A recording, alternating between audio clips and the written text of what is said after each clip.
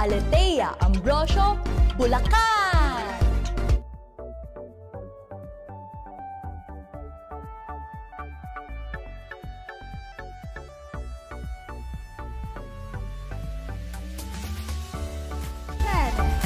She is the Miss Philippines in Bulacan, Aletea Ambrosio.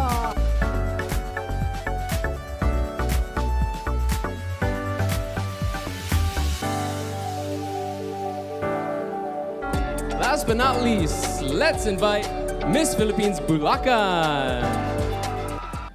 What's your greatest challenge as a working student? Bilang working student, ang challenge ko ay kung paano ko mababalanse ang aking passion at pag-aaral.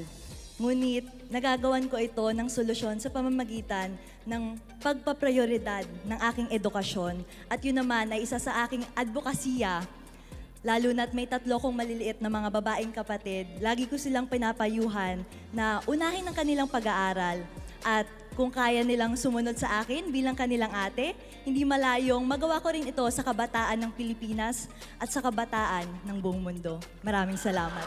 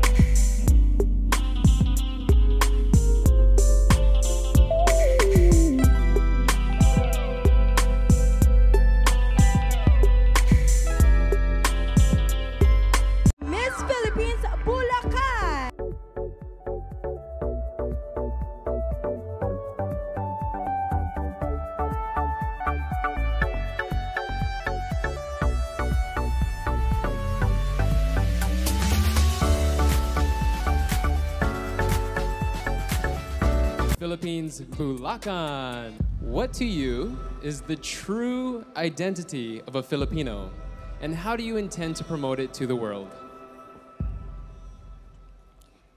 Para sa akin, 3 ang sumasagisag sa totoong pagkakakilanlan nating mga Pilipino. Una, ang ating wikang Filipino. Dahil tayo ay isang kapuluan at mayroong iba't ibang etnisidad at lengguwahe, iisa ang ating wika. Pangalawa, ang ating kulay kayumanggi na sumasalamin sa ating kasipagan tulad ng mga magsasaka na bilad man sa araw at babad man sa tubigan, masipag na nagtatanim at nangingisda.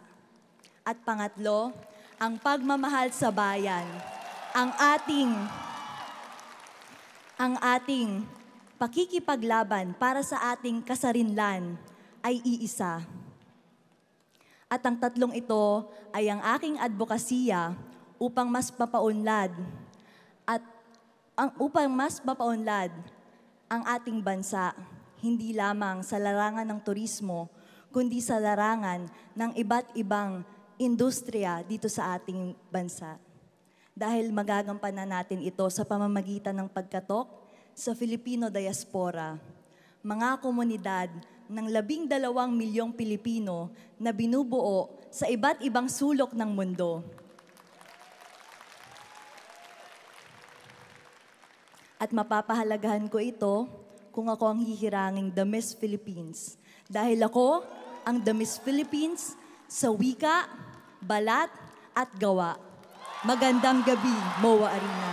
Supranational Philippines 2024, Aletea Ambrosio.